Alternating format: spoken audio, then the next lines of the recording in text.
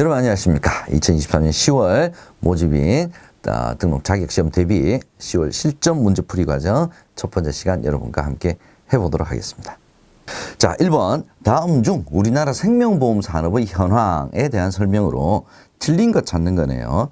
지금까지 이 생명보험 산업의 현황에 대한 문제는 최근 10년 동안 거의 나오질 않았습니다. 근데 올해 들어서 계속 이 현황에 대한 문제가 나오네요. 자, 1번 지문 한번 살펴보도록 하겠습니다. 2021년 기준 수입보험료 총액은 세계 7위다. 자, 이게 뭐 한 10년 전에 나왔던 문제인데, 자, 이게, 여러분께서 이렇게 그냥 기억을 해 두시면 될 것 같습니다. 자, 수입보험료 총액이요. 생명보험 따로, 손해보험 따로, 전체 따로, 이렇게 보고 있습니다. 그런데 제목을 보시면, 문제를 보시게 되면 생명보험 산업의 현황이죠. 그래서 생명보험 기준 수입보험료 총액은 세계 8위입니다. 8위. 생손보를 합치면 7위. 그래서 이런 문제가 계속해서 앞으로 나올 것이냐라고 하는 데는 저는 개인적으로 조금 의구심이 좀 있긴 합니다만 자꾸 이런 문제가 올해 출제가 되고 있으니까 일단 기본적으로 생명보험의 기준으로 수입보험료 총액은 세계 8위이다. 요거는 여러분께서 일단 기억을 해 두셔야 될 것 같습니다. 보험 밀도는 국민 1인당 보험료를 말하는 거고요. 보험 침투율은 GDP 대비 보험료 비율을 의미합니다.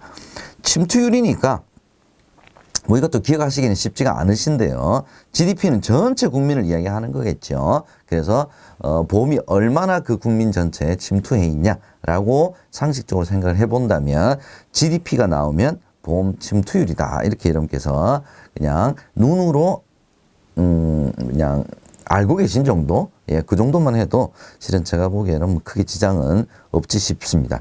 일단 요 8위라고 하는 부분은 예, 생명보험 기준 8위. 뭐 올해 들어서 자주 출제가 되는 부분이니까 요거는 기억을 하나 해 두십시오라는 말씀 드리고 2번 문제로 넘어가 보도록 하겠습니다.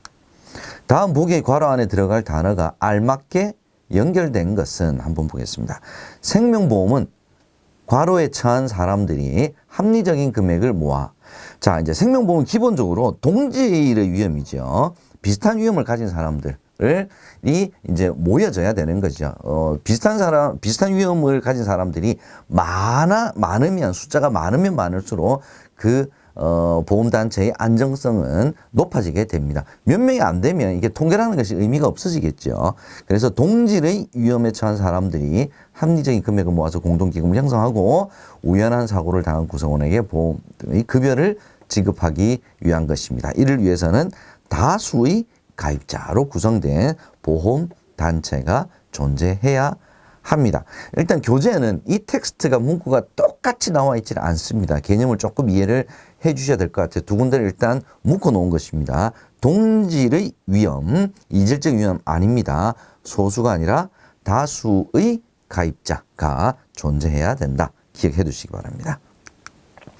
3번 보겠습니다. 다음에서 피보험자에 대한 보험의 대상이 되는 사람이죠. 피보험자에 대한 설명으로 옳은 것. 1번 계약 전 알릴 의무가 없다. 계약 전 알릴 의무는 계약자와 피보험자한테 있죠. 있다라고 해야 맞는 표현이 되겠습니다. 2번 사망보장 계약에서 서면으로 피보험자가 동의를 해야 계약이 성립이 되겠죠. 근데 자기가 이거 취소하고 싶다. 언제든지 장래를 향하여 철회할 수 있다. 이해가 맞는 지문이 되겠죠. 3번은 뭐가 틀렸는지 한번 보겠습니다. 강제 집행에 따라 계약이 해지된 경우에는 부활 청약 할 수 있죠. 이게 특별부활이죠. 그지요? 누가 합니까? 피보험자가 하는 것이 아니라 수익자가 하는 거죠. 수익자. 자, 이런 문제도 약간 좀 까다로운 문제에 해당이 저는 된다고 생각을 합니다. 여러 군데 내용들을 한꺼번에 모아서 이렇게 출제를 해뒀기 때문에 그러나 뭐 이렇게 읽어보게 되면 정답은 일단 우리가 잘 아는 내용이겠지요. 그래서 문제를 푸는 데는 뭐 큰 지장은 없지 싶습니다만 하나씩 읽어보면 조금 까다로운 편에 속한다. 이렇게 저는 봐집니다. 4번 문제 보겠습니다. 다음 중 보험료 납입해야 되겠죠. 그래야 보장이 개시가 되겠죠. 그죠? 예, 틀린 것 한번 살펴보겠습니다. 1번 제1회 보험료를 납입해야 보험회사의 보장이 개시가 됩니다. 승낙 뭐 이런 거, 그 다음에 건강진단 완료 이런 거 다 상관이 없죠.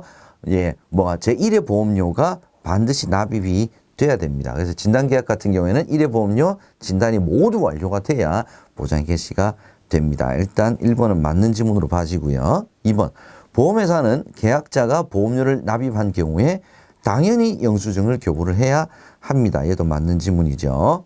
3번, 보험료는 매월 1회 납입하는 것이 원칙이다. 보통 이제 월납이 많기 때문에 이 문제가 한 번씩 출제가 됩니다. 매년 1회 납입하는 것이 원칙이죠. 예정 사망률이 1년 단위로 측정이 되기 때문에. 근데 왜 매월 1회로 납입을 하느냐? 편의를 위해서 그렇게 하는 것일 뿐이죠. 그래서 매월 1회가 틀린 내용이 되겠습니다. 정답은 3번이죠. 5번, 다음 보기의 진단계약, 진단계약이네요. 보장 개시일로 맞는 것. 제가 조금 전에 설명드렸죠. 그죠? 진단계약에서 보장 개시가 시작이 되기 위해서는 납입과 건강진단이 모두 완료가 된 그 시점 이후부터라 그랬죠. 청약일 상관이 없습니다. 제1회 보험료 납입일 9월 3일, 진단일 9월 4일 둘 다 완료가 된 시점은 9월 4일이 되겠습니다. 정답은 2번이 보장 진단계약의 보장 개시일로 맞는 날 되겠습니다. 6번 보겠습니다. 다음 중 보험금 지급 기일에 대한 설명으로 틀린 거, 보험금 지급 기일이죠. 자, 필요 서류 제출을 하고 나면 3영업일 이내에 별 이상이 없으면 보험금 지급을 해야 되죠. 그런데 보험금 지급 사유, 조사 확인 필요 시에는 서류 접수일로부터 10영업일 이내. 근데 10영업일 이내에 지급하지 못할 것 같으면 30영업일. 나머지는 뭡니까? 다 보험금 지급기를 적용하지 않는다. 어떤 경우입니까? 소송이 제기된 경우가 가장 대표적인 것이죠. 안 그러면 뭐 수사가 필요한 경우, 이런 경우는 30일 이내가 아니라 지급기를 적용하지 않는다. 이렇게 봅니다. 3번, 보험회사는 만기보험금의 지급 시기가 되면 며칠 이전 7일, 이 7일도 시험 문제에 자주 출제가 되는 부분이니까 7일 기억을 해 두셔야 될 것 같습니다. 7일 이전에 누구에게? 누가 받습니까? 보험금. 보험 수익자가 받게 되죠. 보험 수익자에게 알려야 합니다. 며칠? 7일. 다시 한번 기억합니다. 정답은 2번이죠. 7번. 다음 중 보험계약의 부하에 대한 설명으로 틀린 것 한번 찾아보겠습니다. 자, 보험중개사가 행한 부당한 보험계약의 전환, 부당한 보험계약의 전환에서 보험중개사가 행할 경우에는 부활제도가 적용되지 않는다가 맞는 내용이네요. 그죠? 이건 맞는 내용이죠. 2번, 보험대리점에 속한 보험설계사가 행한 부당한 보험계약의 전환은 부활제도가 적용이 되죠. 근데 적용되지 않는다 그랬으니까 일단 2번이 틀린 내용 정답이 되겠습니다. 자, 부당한 보험계약의 전환, 중개사는 안 됩니다. 중개사만 안 된다. 이렇게 기억을 해두시면 될 것 같습니다. 3번, 부당한 보험계약의 전환으로 인한 부활은 기존 보험계약의 소멸과 새로운 보험계약의 체결이 동일한 회사에서 이루어졌을 때에만 가능하겠죠. 요거 기억을 해 두셔야 될 것 같습니다. 이 지문도 한 번씩 정답 지문으로 출제가 되고 있습니다. 맞는 지문으로요. 자, 그래서 7번 틀린 설명은 2번이 되겠습니다. 8번 보겠습니다. 언더라이팅에 대한 설명으로 틀린 것은 1번, 언더라이팅 업무 담당자는 반드시 관련 자격증을 보유해야 한다.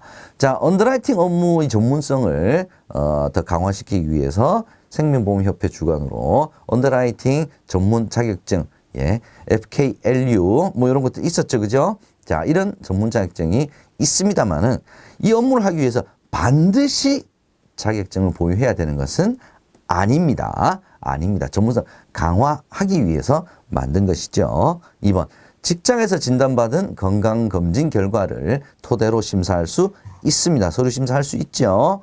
3번, 계약 적부 확인은 양질의 계약을 확보하고 보험사고 발생 시 분쟁을 최소화하기 위해서 실시하는 것이 계약 적부 확인이 되겠습니다. 자, 틀린 지문은 정답 1번이 되겠습니다. 9번 보죠. 다음 중 보험설계사의 고객에 대한 책임에 대한 설명으로 틀린 거. 1번, 고객의 주민등록번호는 고객의 동의를 받고 마케팅 목적으로 사용할 수 있다. 자, 다른 것은 다 고객의 동의를 받으면 사용할 수 있다라고 하는 내용이 거의 대부분 맞아요. 근데 얘는 유일하게 안 되는 게 뭐냐? 주민등록번호는 절대 안 됩니다. 고객의 동의를 받더라도 안 된다. 나머지 내용들에 있어서는 고객의 동의를 받으면 예를 들어서 뭐 교차 모집이라든지 아니면 금융기관 보험 대리점 뭐 이런 경우 그렇지 않으면 고객에게 우리가 뭐 통보를 SNS나 이런 걸 통해서 고객에게 우리가 문자 발송할 수 있죠. 자, 이런 경우 다 고객의 동의를 받으면 돼요. 근데 주민등록 번호는 동의를 받아도 사용할 수 없다라는 점 여러분께서 반드시 기억을 해 두셔야 될 것 같습니다. 그래서 고객의 동의를 받으면 사용할 수 있다. 얘가 틀린 질문이 되겠네요. 정답은 일단 1번이고요. 2번은 어떤 내용인지 3번 살펴보겠습니다. 보험계약의 유지, 부활, 보험금 지급 등 판매 이후에도 지속적인 고객 관리에 주의를 기울여야 한다. 얘는 맞는 거죠. 고객 관리는 계약이 체결된 이후에도 지속적인 정보가 제공되는 상품이라고 하는 특징 가지고 있습니다. 3번. 고객에게 보험료, 보험금, 수익률 등 상품과 관련된 내용을 안내할 때는 객관적인 근거 자료를 바탕으로 해야 한다. 당연하게 맞는 얘기죠. 10번.